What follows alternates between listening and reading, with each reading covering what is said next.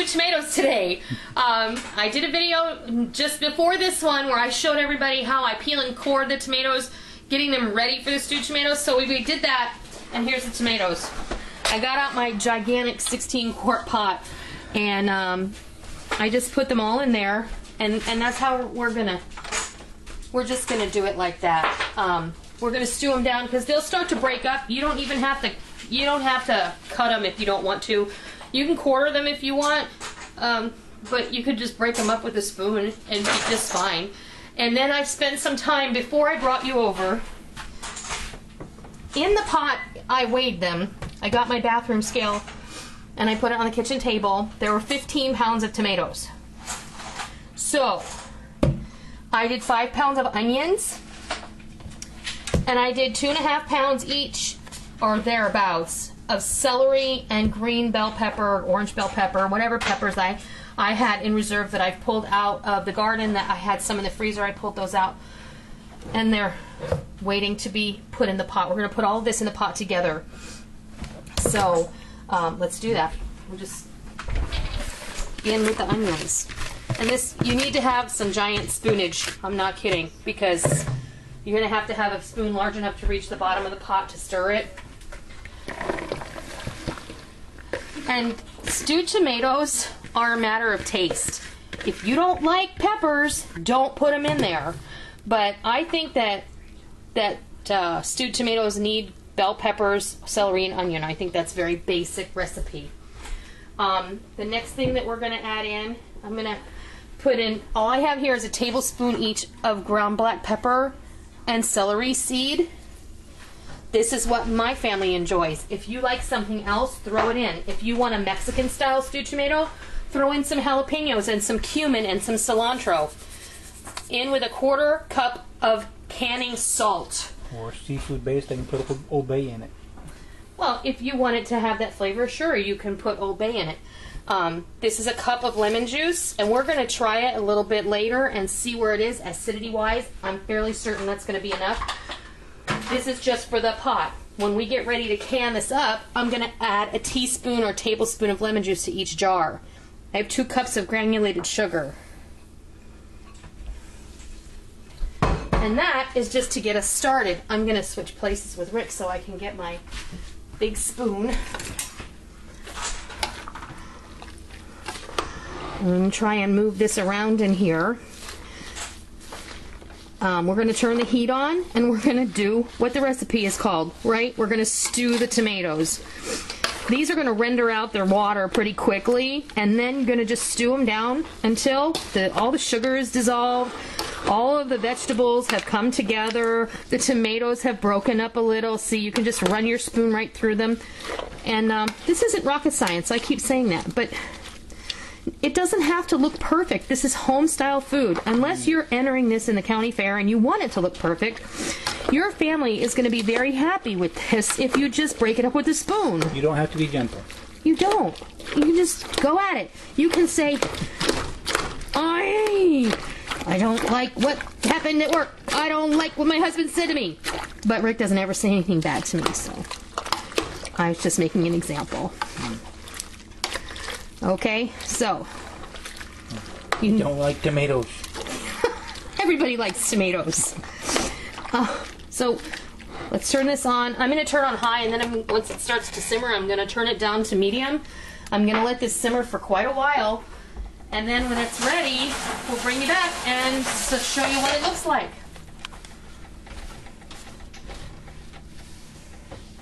Okay, what I'm doing here before I get ready to can up my stewed tomatoes is I'm putting a tablespoon of lemon juice in each of these pints. So if you're doing pints, you tablespoon of lemon juice in each pint. If you're doing quarts, 2 tablespoons of lemon juice in each pint. Okay? We're also going to go ahead and add a 1/2 teaspoon of salt to each pint. Even though we salted the stewed tomatoes when we cooked them, we want to make sure that we put salt in each jar. Canning salt? This is canning salt. Don't use iodized salt. Don't use kosher salt. Don't use pink salt. Use canning salt. Canning salt is pure salt. Now that I've said that, I'm kind of thinking it'd be completely all right for you to use pink salt, but because I'm just not sure about that, I'm going to stick with the canning salt comment. Let me get a jar. I have another jar over here. So, just to be on the safe side. Where did I leave off? Here.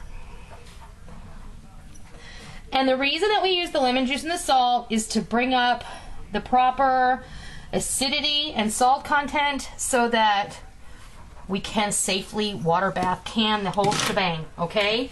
This is, and I'll do those too. This is nothing more than a precautionary measure. We want to make sure that we have everything we need. So, in a minute I'll bring you in and I'll show you canning the stewed tomatoes, and we'll be right back. All right, our stewed tomatoes are stewed and brewed and cooked and finished. And you see, I told you these tomatoes would break up.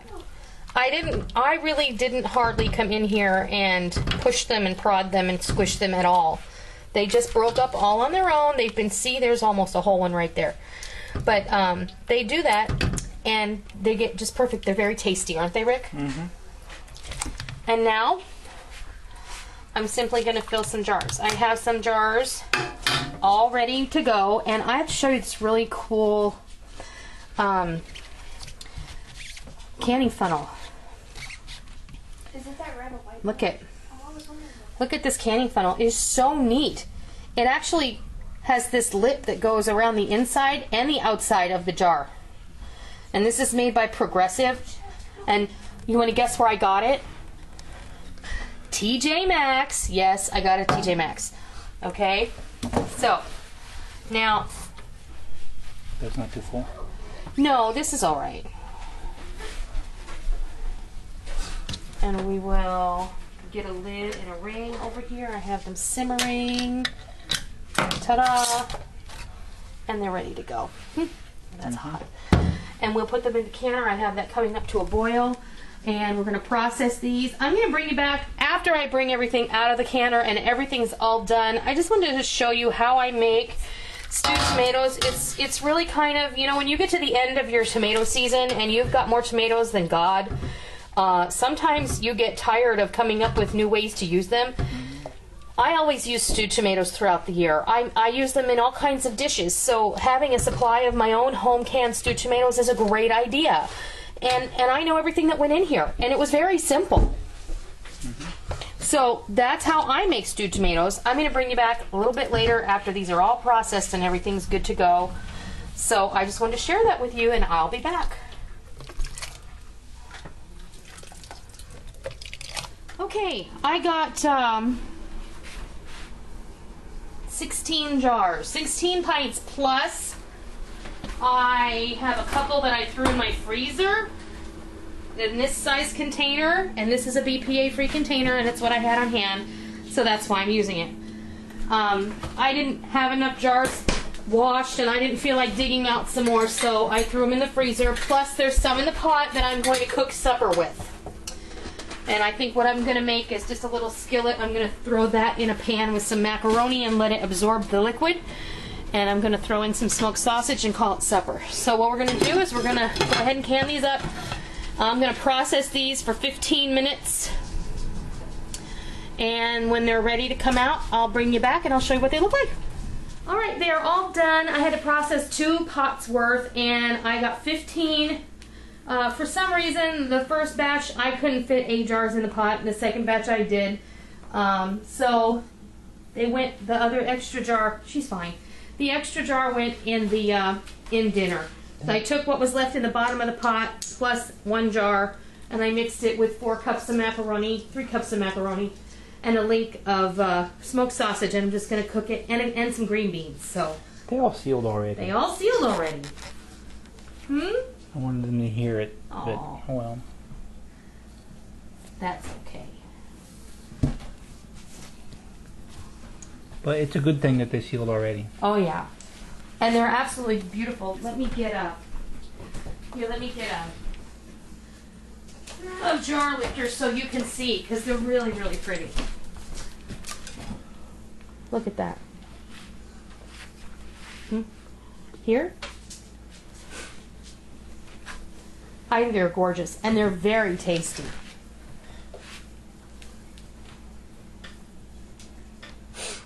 So, I hope that inspires you to try something new and different with your tomato glut.